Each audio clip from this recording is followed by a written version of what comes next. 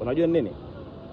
Leo nimekaa nimetafakari vitu vingi sana na nimekuja kurealize kwamba time ina determine value ya kitu.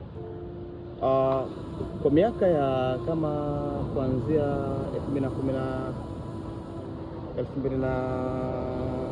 2012 kama sikosei kushuka chini, ilitokaga simu moja inaitwa Tecno P5 something like that, kuanzia 2009 mpaka 2012 hapa katikati.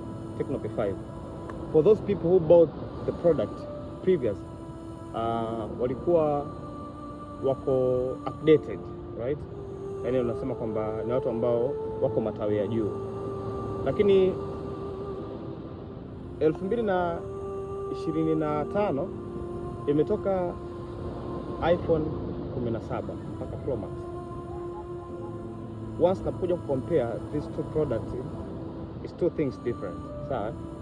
Na kwa sasa hivi tunasema watu ambao wamenunua iPhone 17 wako updated na wako very valuable, kwa sababu time imedetermine value yao. So my dear girls,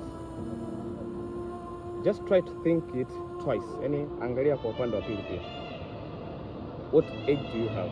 Kuna umri wa miaka mingapi? Lakini pia je, kwa time unavyozidi kwenda, value yako itapanda ama value yako itashuka? Ni kitu ambacho nataka kufikiria zaidi.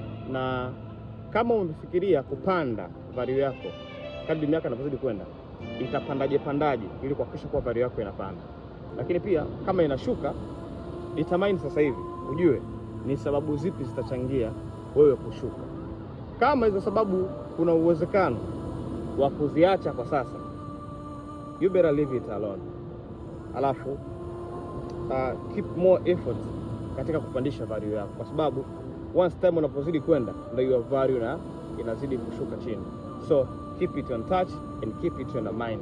Utanishukuru baadaye.